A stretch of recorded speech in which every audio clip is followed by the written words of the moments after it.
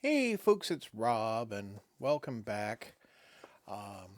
This is our continuing our series on the Dungeon Master's Rulebook, and as you can see, I've already prepared with a tab for the treasure.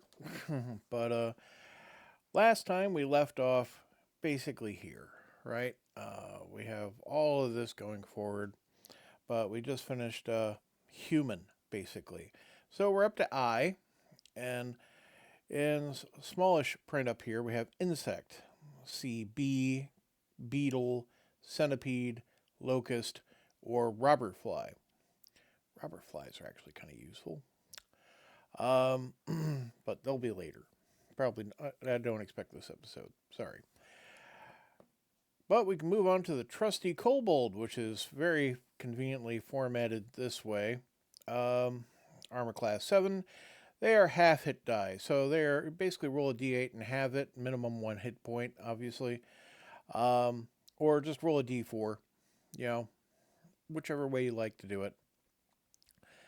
Move 90/30. They use weapons. Their damage, however, is weapon -1. So obviously the damage is still going to be minimum 1.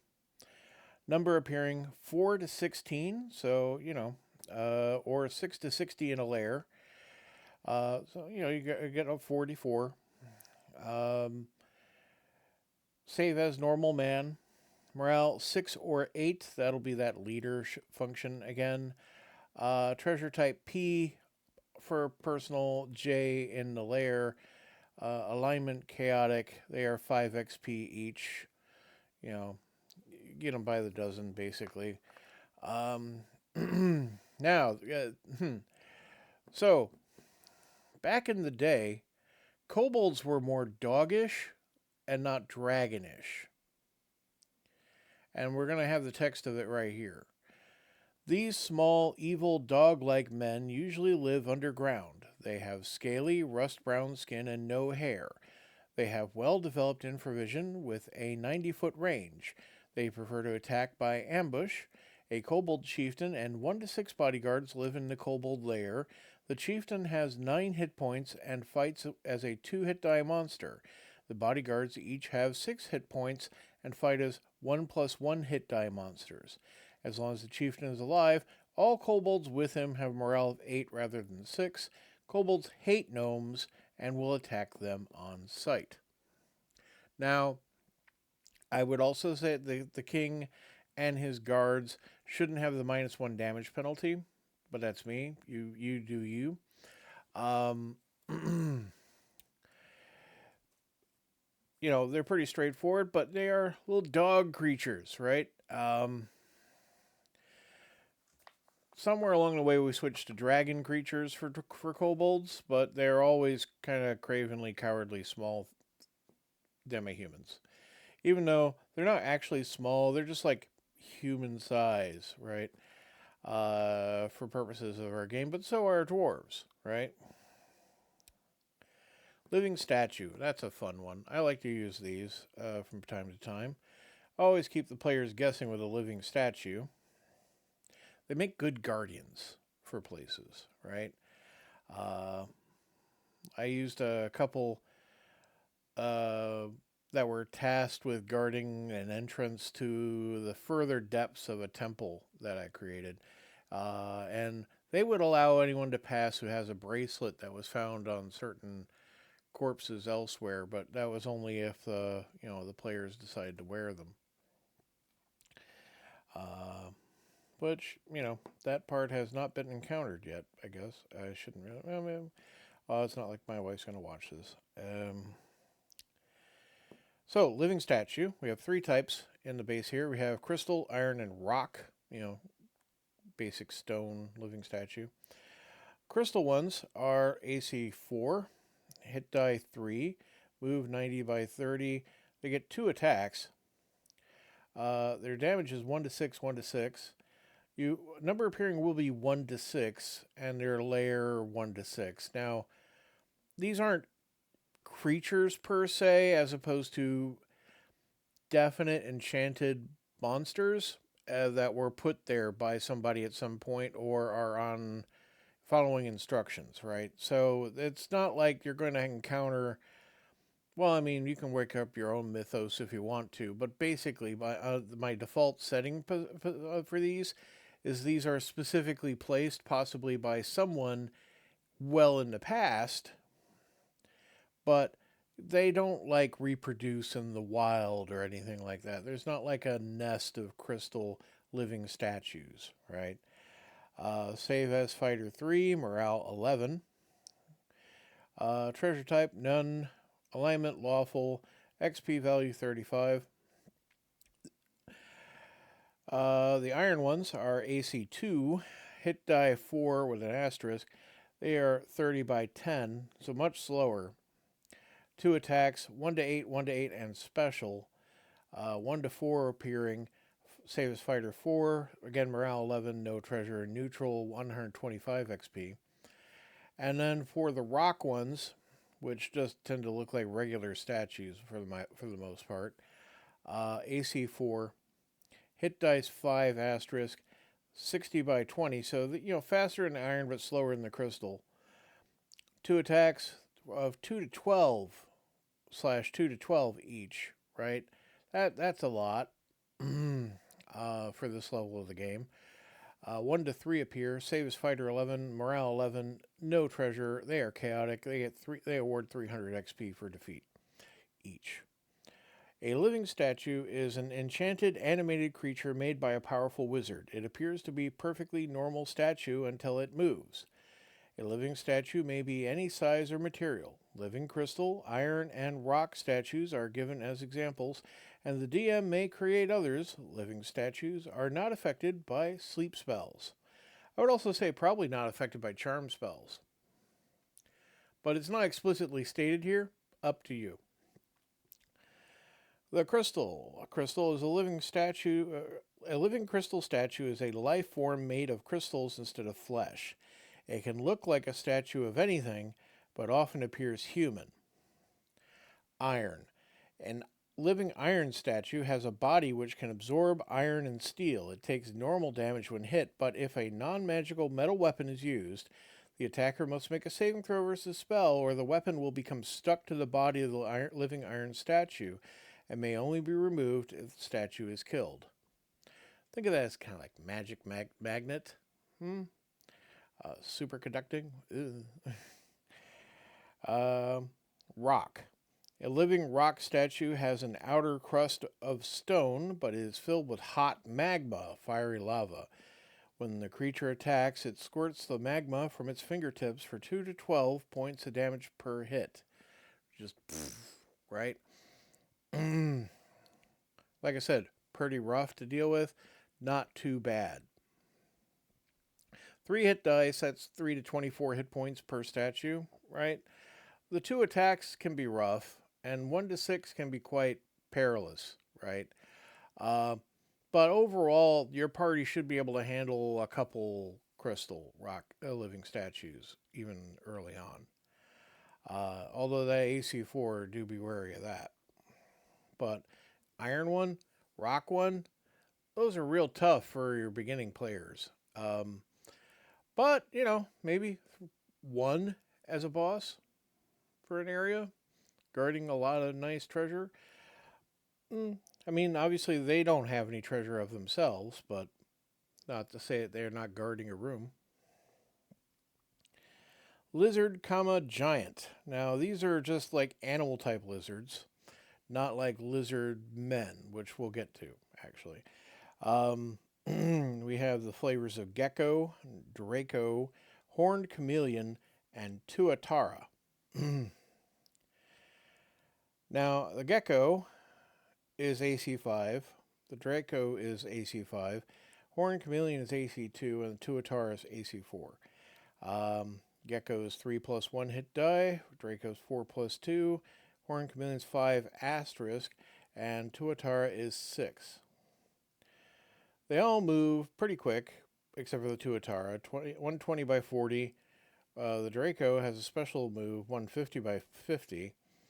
The tuatara is 90 by 30, a bit slower. The gecko has a bite that does 1 to 8. Draco has a bite that does 1 to 10. Horned chameleon does a bite and a horn gouge. The bite is 2 to 8, and the horn is 1 to 6. And the tuatara has 2 claws and a bite. Each claw is 1 to 4, but the bite is 2 to 12. Really, again, I feel like this edition lacks pictures, which would help the beginning player to understand like what some of these are. But there will be some description, so at least we'll have that, right? Treasure type is U except for V on the tuatara, and that'll be in its lair. Morale is 7, except for the tuatara, which is 6. Save as fighter 2 on the gecko, and the rest of them save as fighter 3. XP value for a gecko is 50, for a draco 125, for a horned chameleon 300, and for the tuatara 275. Technically, that's the bigger hit die creature, but it doesn't have an asterisk on the hit die, so that one gets a 50-point bonus usually. So in the description, gecko is it's like the most lizardy lizard you can think of, geckos. They're all over the south and the southwest, usually climbing walls and fences and ceilings and whatnot. A gecko but in this case they're huge. A gecko is a 5-foot long lizard colored pale blue with orange-brown spots. Geckos are nocturnal carnivores. They hunt by climbing walls or trees with their specially adapted feet and then dropping on their prey to attack. Draco. A draco is a 6-foot long lizard with wide flaps of skin between its legs. It spreads these flaps to glide through the air like a flying squirrel. Dracos are generally found above ground, though they sometimes creep into caves to escape very cold or very hot weather. They are carnivores and have been known to attack adventurers. Horned chameleon. A horned chameleon is a 7-foot long lizard which can change color to blend into its surroundings. It surprises on a roll of 1 to 5 on a d6. A horned chameleon can shoot out a sticky tongue up to 5 feet long, which, for the scale of the game, tends to be basically adjacent. You know, we lose a lot of 10-foot squares. If you're using a 5-foot square, then you'll have a square range, right? Don't tend to run into a smaller than a 5-foot square scale map. Just because fine detail like that gets tricky. A successful hit means that the victim is pulled to the horned chameleon's mouth and bitten for 2 to 8 points of damage. The creature can also attack with its horn for 1 to 6 points of damage and may use its tail to knock over other attackers down. Make another hit roll, not doing any damage, but preventing the target struck from attacking that round. Fair enough. And it certainly sounds like some special abilities there. And, chameleons tend to be fairly small. One would probably fit in my hand. But this is a 7-foot long version with a big old horn on it. And, yeah, it's a little wild for your party to encounter. So the tuatara. A tuatara is an 8-foot long carnivore, which looks like a cross between an iguana and a toad. It has pebble-colored olive skin. With white spikes along its back. A tuatara has a membrane over its eyes, which, when lowered, is sensitive to changes in temperature, allowing it to see in darkness, 90-foot infravision. Interesting. Lizard Man. AC 5. Hit die 2 plus 1. So, you move up from like your regular goblins, they're out in the swamp, you might throw some lizard men at them, or, level 2, 3, 4, more a cave structure, maybe some water in the environment, that kind of thing. Their move is 60 by 20, but when swimming, 120 by 40. In fact, the last game I played in had lizard men. Because it was like this submerged underwater temple in a lake. We all had to go down there to try to recover somebody's kidnapped boy. and we had to fight off a lot of lizard men in the process. They attack by weapon. Their damage is weapon plus 1. 2 to 8 will appear, but 6 to 36 in their lair. They save as fighter 2. Morale is 12. They don't break morale. Treasure type D. Alignment neutral. You get 25 XP per lizard man defeated. These water-dwelling creatures look like men with lizard heads and skeleton tails. Excuse me. With lizard heads and tails. They live in tribes. They will try to capture humans and demi-humans and take the victims back to their tribal lair as a main course of a feast. Lizard men are semi-intelligent and use spears and large clubs. Treat the clubs as maces, gaining a bonus of +1 on damage rolls due to their great strength. Lizard men are often found in swamps, rivers, and along seacoasts, as well as in dungeons. So, use them pretty much anywhere you want, really. Except probably not up a mountain. Classic kind of creature to use, honestly. Yeah. Especially for like that kind of Lost World taste that you get in the known world / Mystara setting. Lizard men fit in great there. Locust, giant, which goes from here up into here. Right? Again, this kind of formatting. And then the Lycanthrope, that carries on from this block over here to the next page, actually.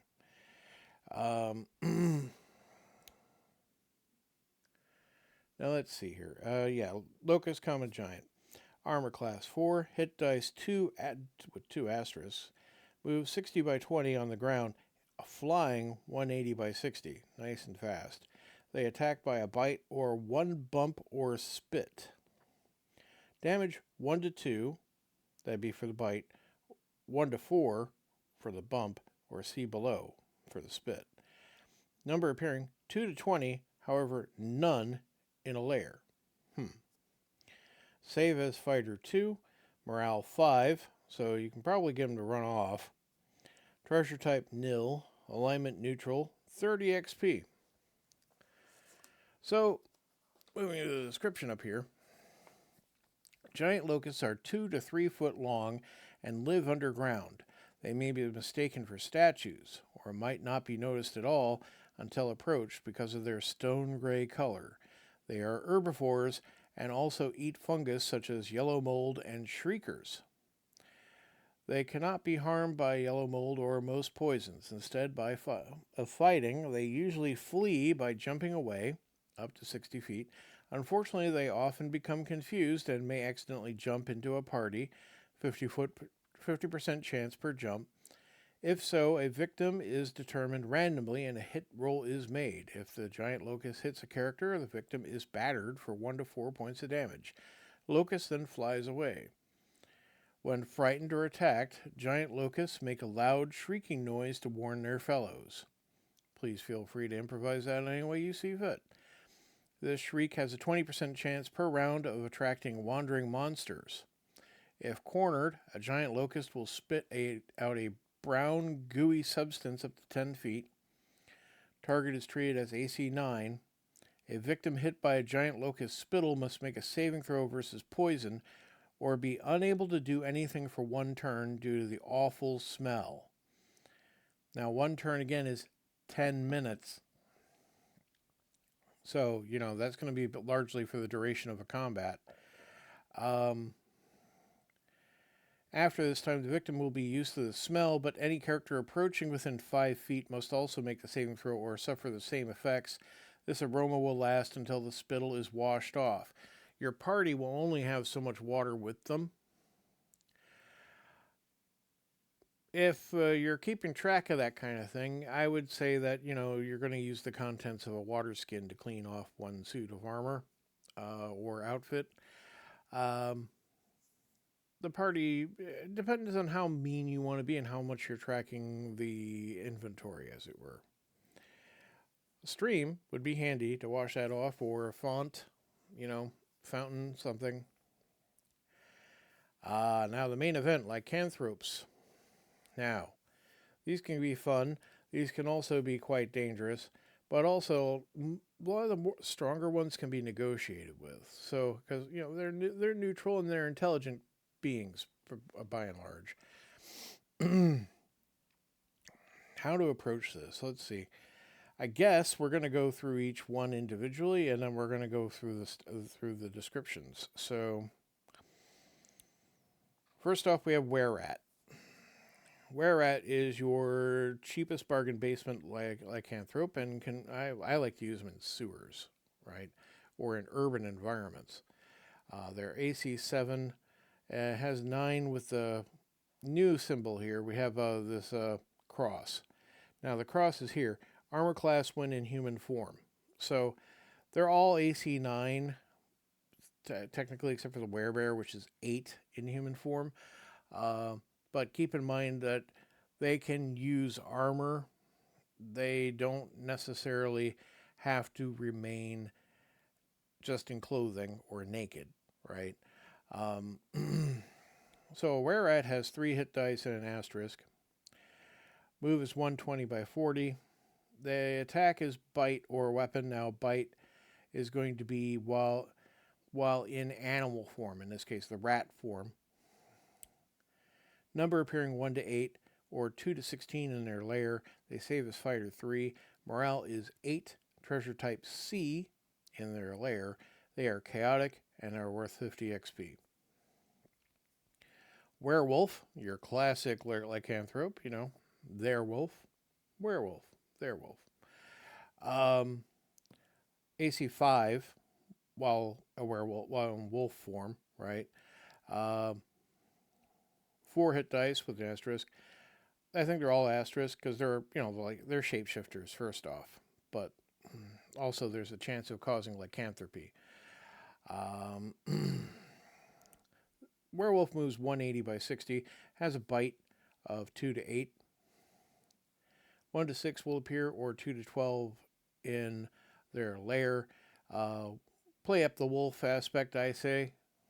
They have a pack, a pride, that kind of thing. Fighter 4 is their save. Morale 8. Treasure type C again. Chaotic 125 XP. The Were-Boar. Different, right? But anyone who lives in the countryside in the States is aware that boars are interesting. But Were-Boars, AC 4, 4 plus 1 asterisk on the hit die, 150 by 50 for move. You get a tusk / bite attack, which does 2 to 12 in animal form. 1 to 4 appear, or 2 to 8 in their, I'm going to call it holler. AC 4, Fighter 4.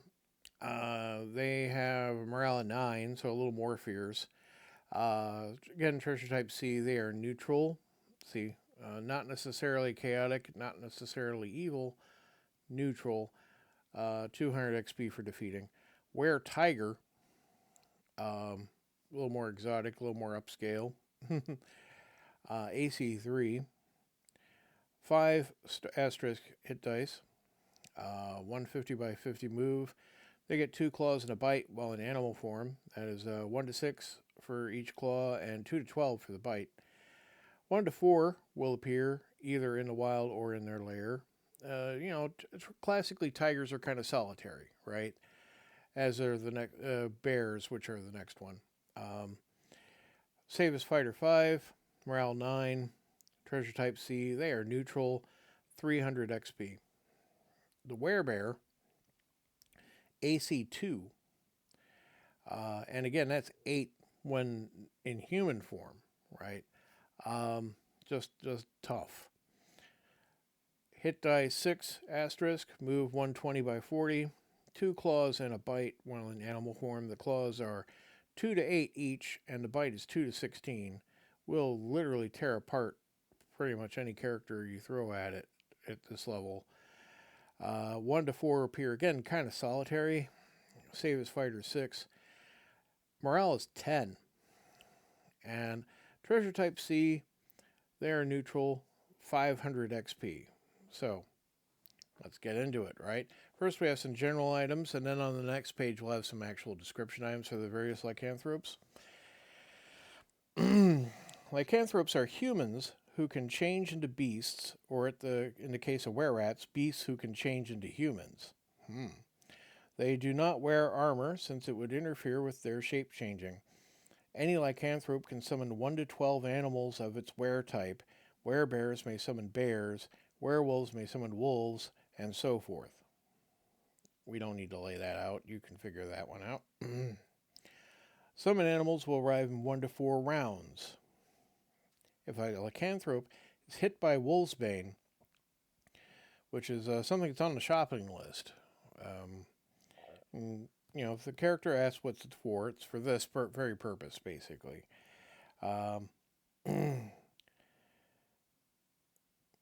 If a lycanthrope is hit by wolfsbane, it must make a saving throw versus poison or run away in fear. The sprig of wolfsbane must be swung or thrown as a weapon using normal combat procedures. A lycanthrope returns to its normal form when killed. Some animals, such as horses, do not like the smell of lycanthropes and will react in fear. That's a way you can kind of warn the party something's up, right? Now, in the dungeon, obviously they may not have horses with them. Probably won't have a mule with them. It'll just be them.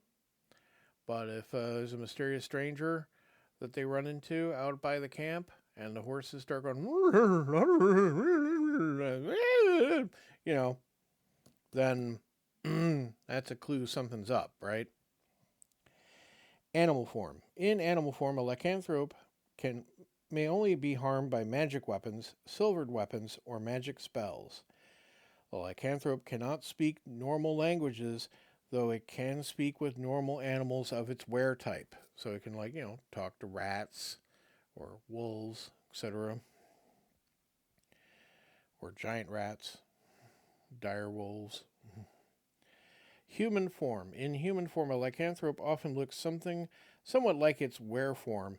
Were-rats have longer noses, werebears are hairy, and so forth. In this form, they may be attacked normally and may speak any known languages. So, they'll probably have whatever your common tongue is for humans in your setting. Maybe they have a funny accent because they're not from here. Whatever you want to do. Lycanthropy. Lycanthropy is a disease. Any human character who is severely hurt by a were creature and loses more than half of his or her hit points when in battle with it will become a lycanthrope of the same type in 2 to 24 days. The victim will begin to show signs of the disease after half that time. The disease will kill demi-humans instead of turning them into were creatures. So that's, elves, dwarves, and halflings, and I guess technically gnomes, although those aren't really player characters at this point. They just don't. They can be infected, but they will die of the disease. They will not turn.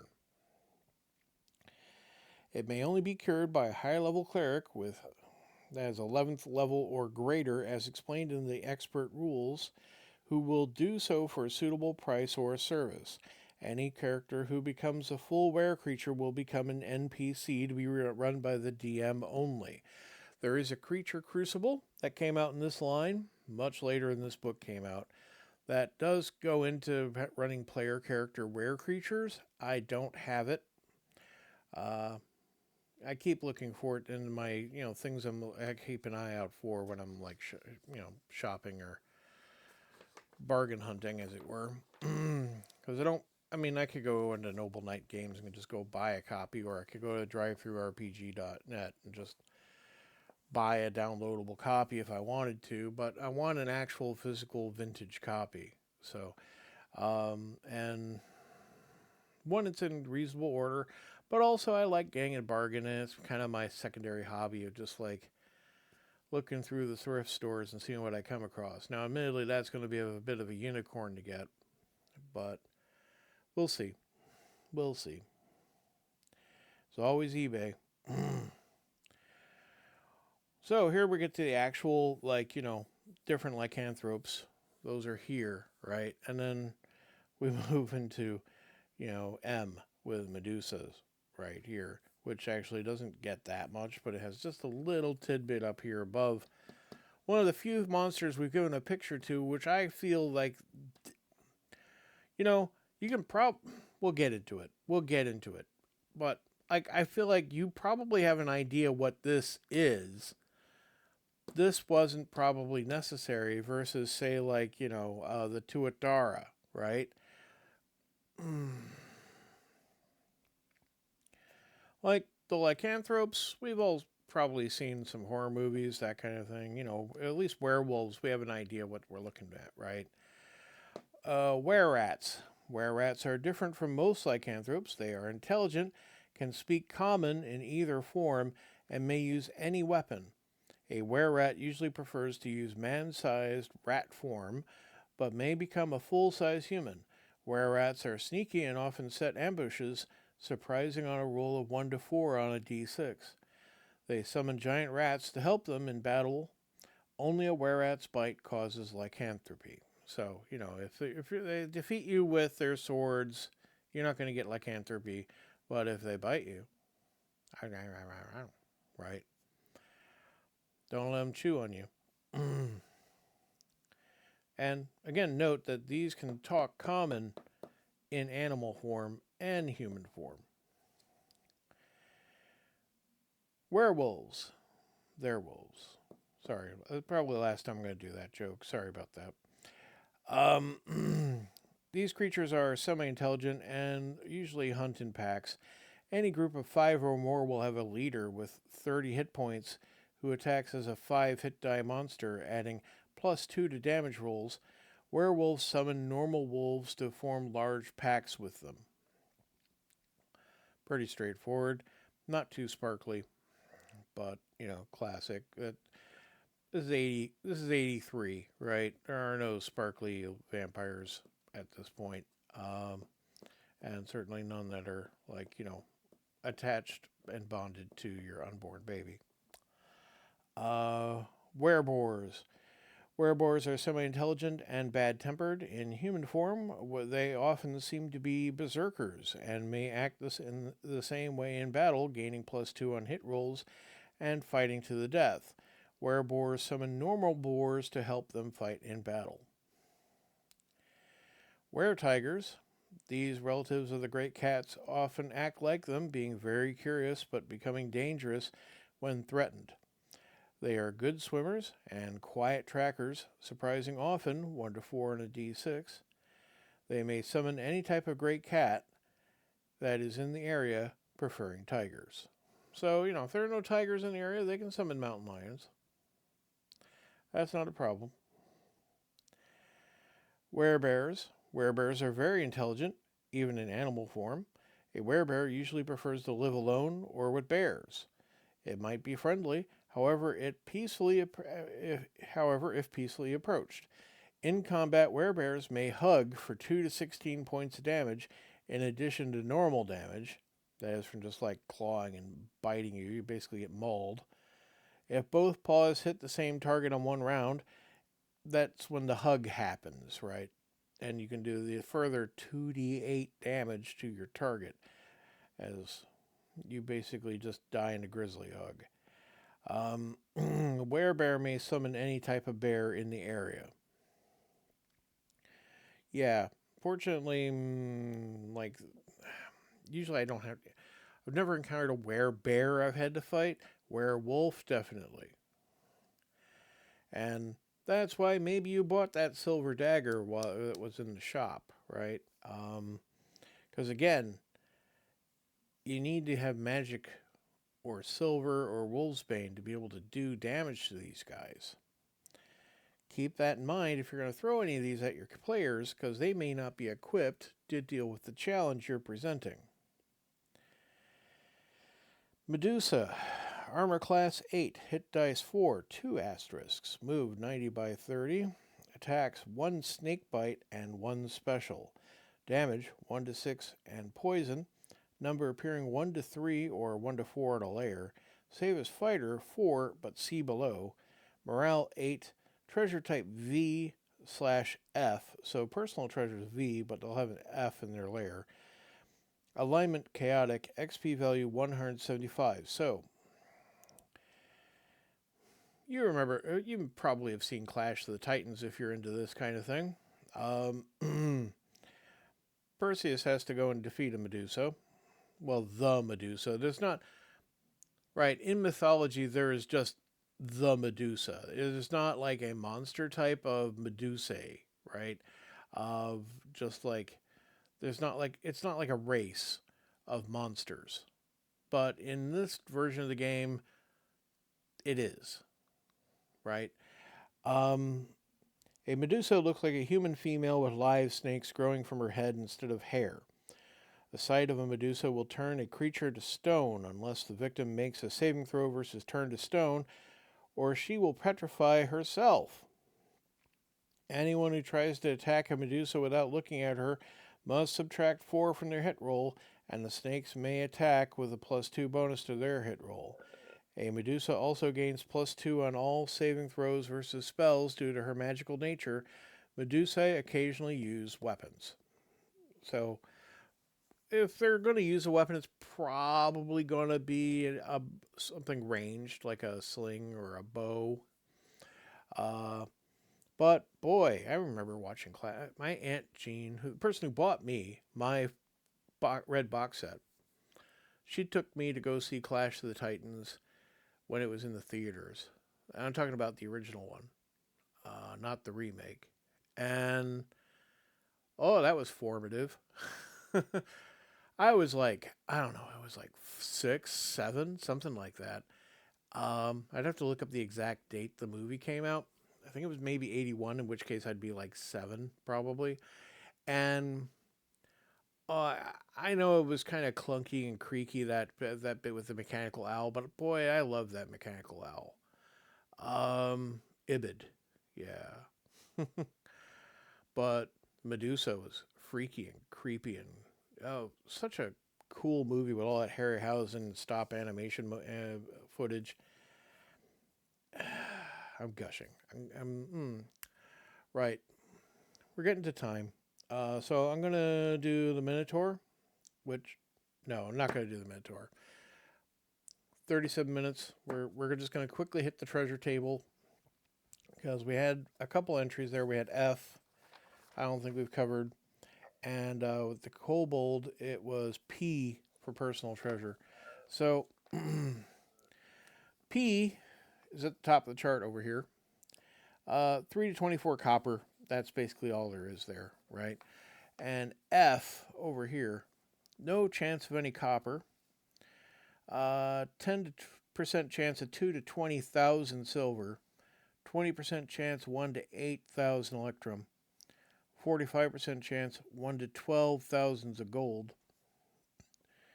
Let's see. F, here we are. 30% chance 1 to 3,000 platinum. 20% chance 2 to 24,000, 2 to 24 gems. 10% chance 1 to 12 jewelry. And a 30% chance any 3 except weapons, 1 potion, and a scroll, in addition to the 3 non-weapon items. That's a lot of treasure. But, you know, it's a potential for a lot of treasures. Also, possible is practically nothing, because, you can roll poorly for the party. But kobolds also have a J in their lair, which I guess we should do. The F treasure, if I recall, was... what was the F? Lizard Man was D as well. Maybe I should do that. And C for the Lycanthrope. What was F?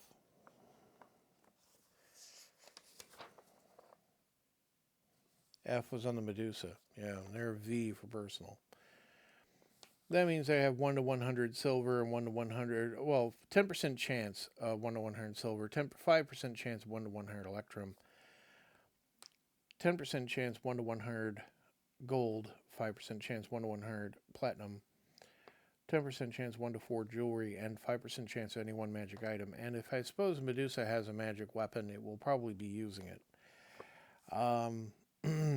But that's right. We were going to do the kobold treasure loot, and is that J? That was J. So for their lair, There's J here. Forgive my aging eyes. 25% chance 1 to 4,000 copper, 10% chance 1 to 3,000 silver, no chance of gold or electrum, right? Um,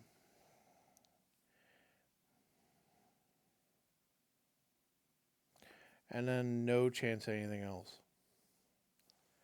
Because they're kobolds. They're not going to have that much. So, that's it for this episode. I believe this is number 11.